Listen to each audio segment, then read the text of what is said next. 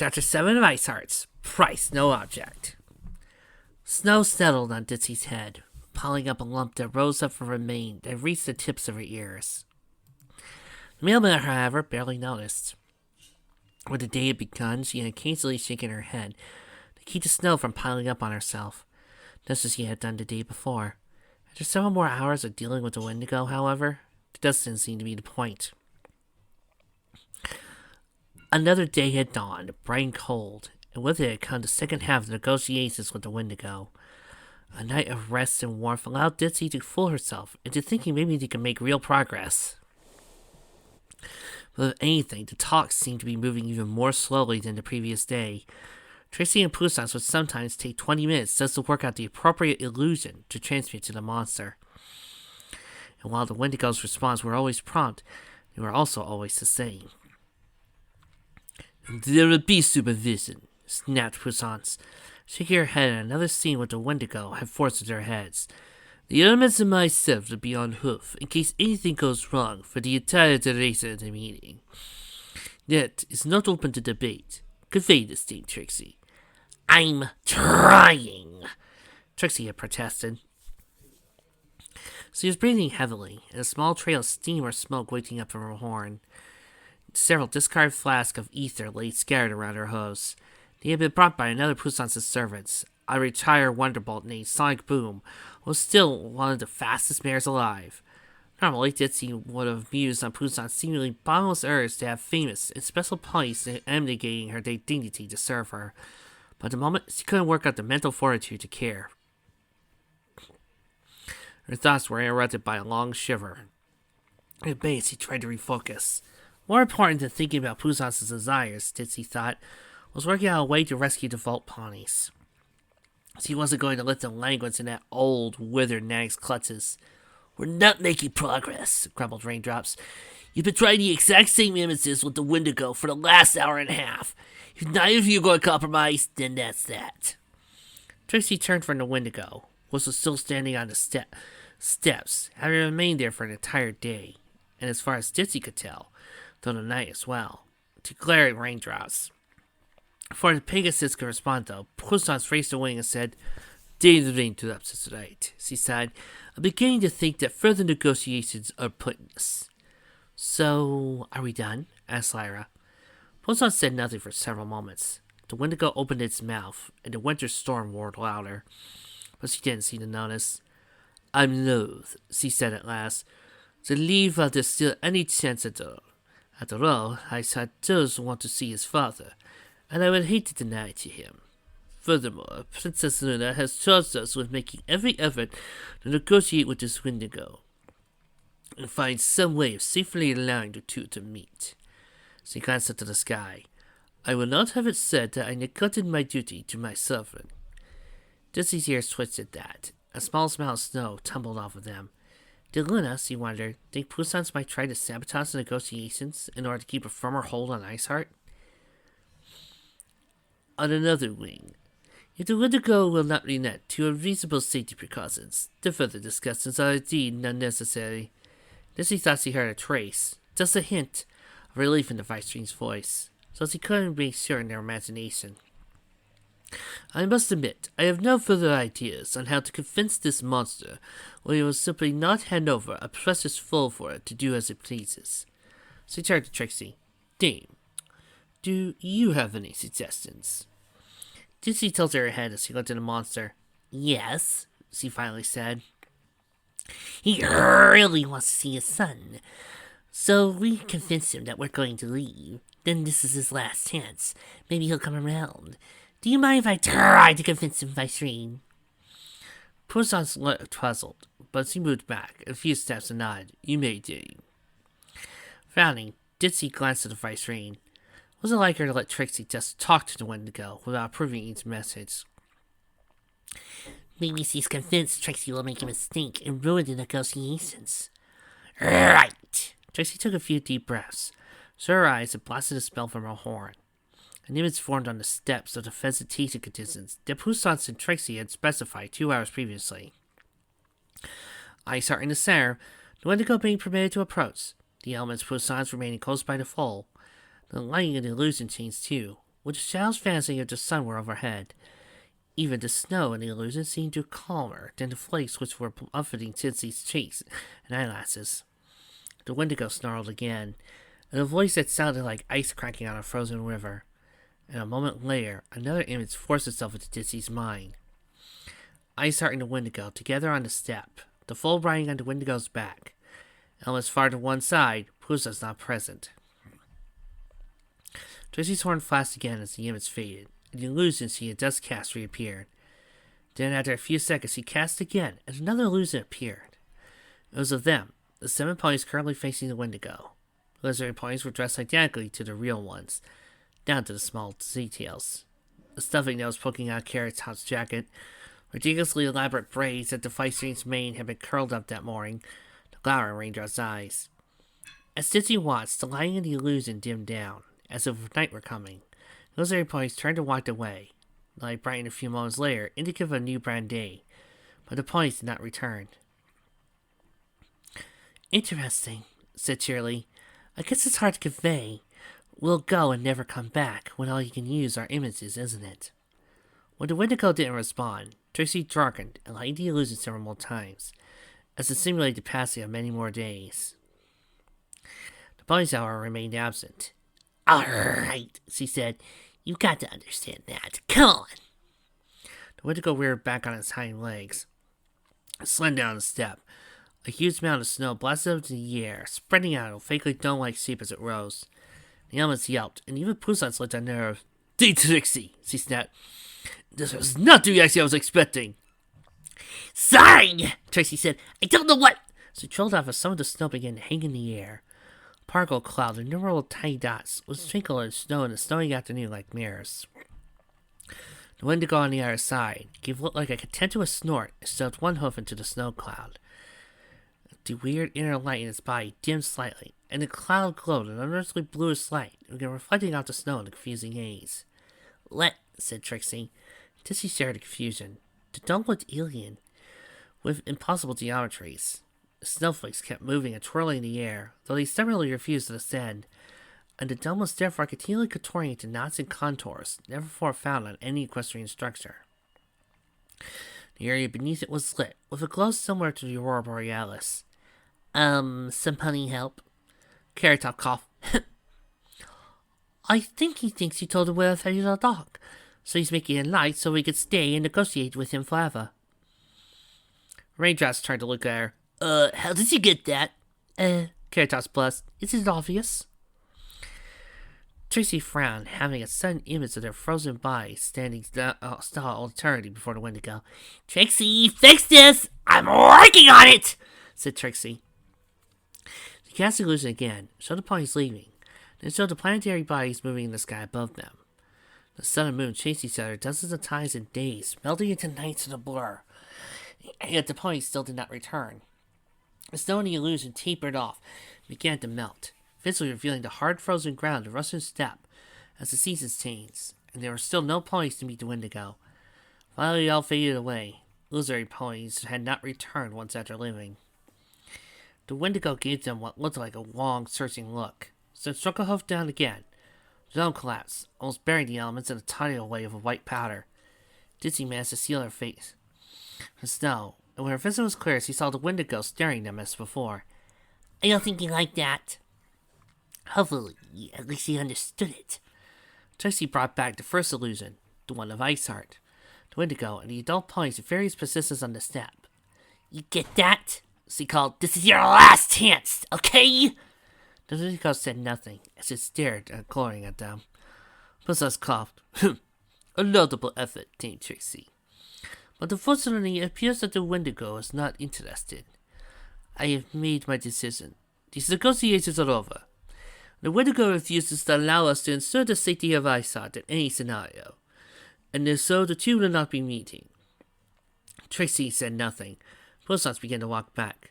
Cunningly convinced the Wendigo to not pursue us. But Trixie began to hurry after her. The owl was falling. I think we... A screech rent the air behind them. And Ditsy cried out, clapped her hooves to the ears, ignoring the cold sensation as he accidentally shoved the snow into them. The screech reminded her of a horrible ice storm she had heard when she was just a little foal. In truth, the storm couldn't have been that bad. The Philadelphia writer's report would not permit it. But once he had been alone in her big bed and dark room, as he heard the ice and tree branches pounding her window like he wanted to get in and grab her, it sounded like the worst storm in equestrian history, and now it was back.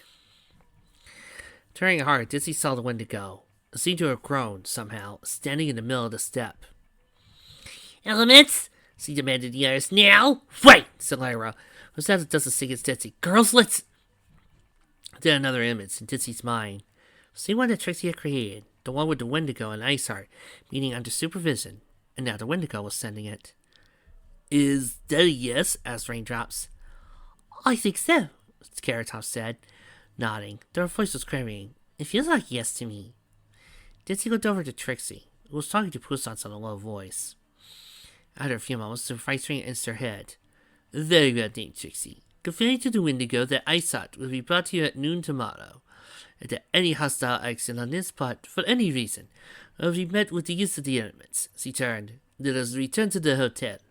There's no need to waste more time out here than necessary." Trixie nodded. "Yes, Viceroy." She turned to the Wendigo and cast the illusion. "Guess that did it." A small grin crept over her face. "I am the best Wendigo speaker in Equestria." Dizzy chuckled and clapped her friend on the back, but she couldn't shake the knob, not working his way through her gut. "Somehow, I don't see this going off without a hitch." She glanced at the first ring. "How are you going to react?" she thought. "That Wendigo turns out to be as possessive and greedy as you." It was a long journey back to the hotel. "Finally!" said Raindrops as they made their way inside. Poussance, who had led the way, entered a minute or so before them. Dizzy couldn't see any sign of the entrance hall. There were only a few servants in fine fluffy robes, and cups of hot Brazil coffee, infused with bourbon smoked sugar, and sprigs of French mint. Carrot Top sighed as he took a long swig from the mug, letting out another wordless groan of contentment. She sank to her flanks in the entrance hall, and let her wet jacket fall around her. "Lyra, you need to get Bonbon to make this stuff." "My Bonnie already makes hot chocolate," said Lyra, gripping her tip tightly around the two hooves. "With the crazy ingredient of all." "Love," drawled Raindrops as he sniffed her cups. "No, cinnamon-infused peanut butter." Lyra stuck out her tongue playfully. "Love's not an ingredient, silly. It's a state of mind." Dizzy tuned the conversation out, and though she drank the hot chocolate, she didn't taste it. Her mind felt sluggish as she went over the strategies in rescuing the fault ponies again. The bone-deep weariness from the previous day had returned, and settled even deeper, until it felt like it was pressing on her all sides, and whenever she settled on what made her feel like a clever plan. It just seemed too difficult and complex to pull off in her fatigued state. Plus, she was pretty sure she should be using that crystal ball to talk to Dinky soon, but she couldn't let herself get distracted or give in to despair. What Poussance was doing was wrong, therefore she had to be stopped, and only a fool wouldn't see it. But if it was that easy, then maybe a complicated plan wasn't necessary. Dizzy made herself turn towards one of the servants. "Where are the fault ponies?" "In the west lounge," said the servant, pouring down one of the halls. "The young master is presenting his ice sculptures to the Viceroy and his friends." Dizzy slowly began to meander towards the hall, but Trixie was suddenly in front of her. "Dizzy," she asked, "where are you going?" "To talk to the vault ponies." Trixie's eyes twitched. "I thought we discussed this," she said in a voice jovial tone. "Yesterday, we agreed to run things by Lunaverse." Dizzy remembered the agreement, but when she had promised, she had been as full of contempt and anger at Poussance as she was at that moment. But her exhaustion was beating down any forgiveness or compassion that she could muster for the old nag. And all that remained was the contempt of the mare, who cared only for grasping as much of the world as she could fit between her wings, and the anger of the Viceroy, who would forbid her subjects from starting families. A cold hatred formed inside her, one unadulterated by any other emotion. It would not yield to a mere promise. "We will," she said, "before we do anything about the matters we discussed yesterday. But there's nothing wrong with me saying hello to the vault ponies, is there?" Tracy frowned. "I don't..." But Dizzy stepped around her and went down the hole. Glancing back after a few steps, it saw Trixie pursuing, Charlie following after her, but she opted not to wait or call the rest of her friends. She just continued on and entered the lounge. All 6 of the adult vault ponies that Dizzy had met were there, as well as Ice Heart, Poussance, the servant named Page Turner who had checked the elements into the hotel. All the adults except for Page Turner were seated on couches and chairs, while Ice Heart moved his wings around a big block of ice in the center of the room, what seemed to be molding under his continued administrations. He looked up and saw when the others entered the room and pressed a big grin. Miss Dew, hi. Hello, Ice Heart, said Ditsy. She inclined her head towards the others and managed to give the appropriate bow to Poussance, though her heart wasn't in it. Vice-Reen. Poussance inclined her head by the minimally acceptable amount. Dames, please be seated. My ward is showing some of his delightful talents.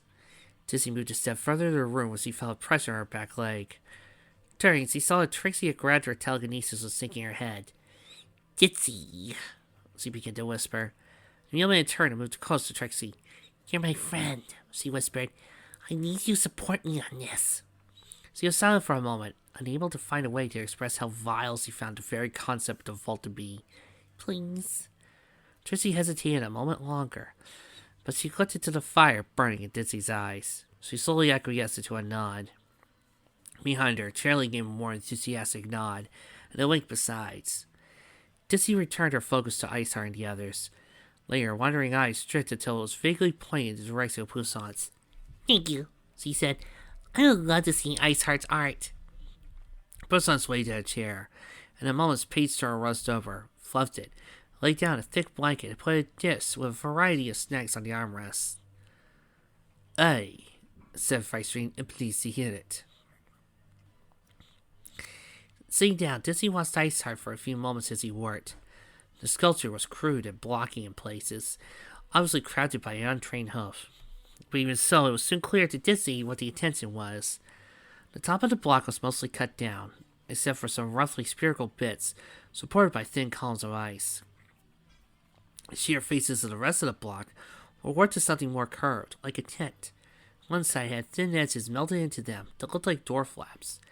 Then Ice Heart laboriously went over to the other walls and had faint outlines within them, like shadows of something inside the block of ice. Get it? He said when he was done. His wings buzzed behind him, and he was actually hopping up and down. Get it? Get it? Poussance coughed quietly, and moved her wings out in fractions of an inch. I'm sorry, dear, he said. Could you please repeat that? Oh, sorry. Ice Heart stopped bouncing on his stilted wings. Auntie Poussance, do you know what it is? Ice-Reen stuck a hoof up. I know. Tim and Bones laughed quietly, and even the stern Bounty seemed amused. I know the answer, the farmer continued. Dizzy raised her own hoof. I know it too, she said, trying not to smile too much. She was right about what Ice Heart had carved. It presented an opportunity that she could take advantage of even in her tired state. For a moment, Dizzy thought she saw annoyance in Poussance's eyes. There was no trace of it when Vice-Reen said, Well then, in the interest of offering our guests the first opportunity, I turn to you, Dame Titsy. What do you believe that my young ward has carved? A circus tent, said Titsy. It looked equally familiar to the sketches Dinky had drawn of such tents. She briefly wondered if Falls or Equestria had the same basic idea what they looked like.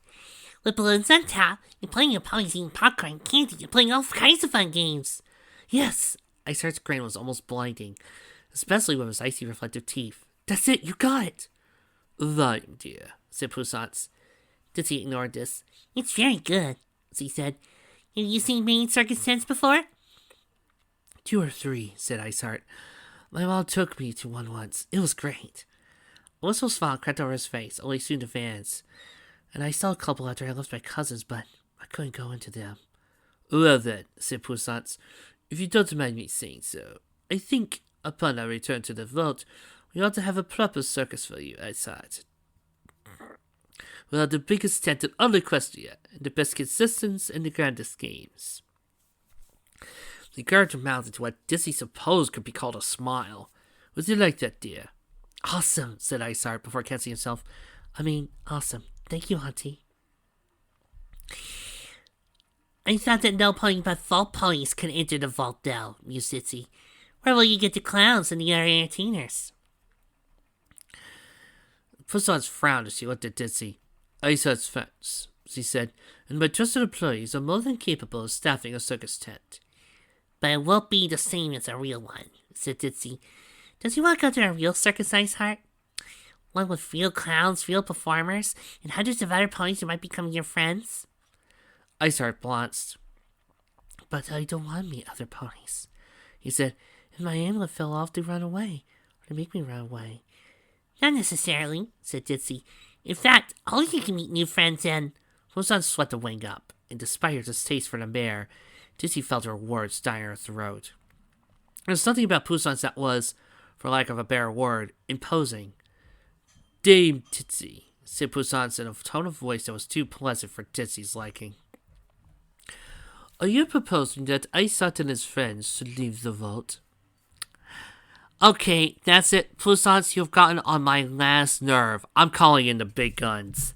Oh no, not her! It's okay, Trixie. We're aiming the weapon right at her. Hello? Checker?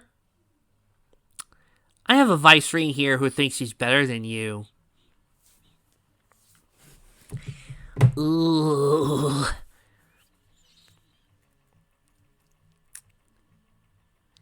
Well, they have that option, don't they? Asked Shirley. You did say any of them who want to leave could do so. And that you even fund them new lives, remember? No pony spoke for a moment. Then Pusan said, Of course, if any of my little ponies are unhappy, they need only tell me I'll move the stars and skies to please them. Bullshit! So they dislike the thought. I understand they can live pleasant and comfortable lives outside of it. Bullshit!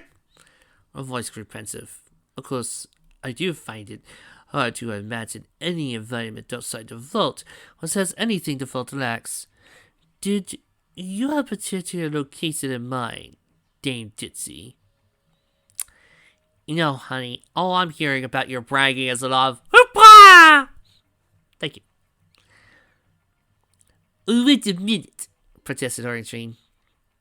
Ditsy, like I told you yesterday, I don't want to leave the vault. I like it there. Me neither, said Bounty. Pusan held up a wing again.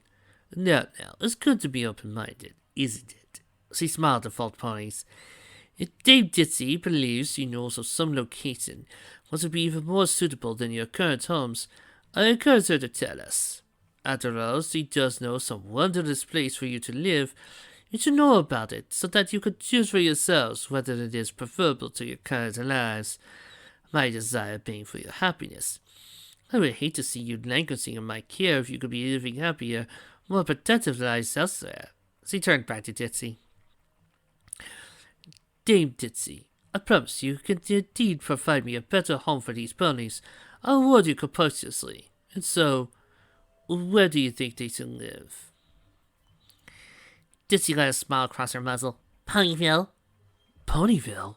Asked Bounty. I thought that was just a little town in the middle of nowhere. Bordered by forests that want to eat you, added Tim. Ditsy shook her head. Ponyville has all the important things a town needs. A library, a market district, a proper school for falls, Charlie chimed in.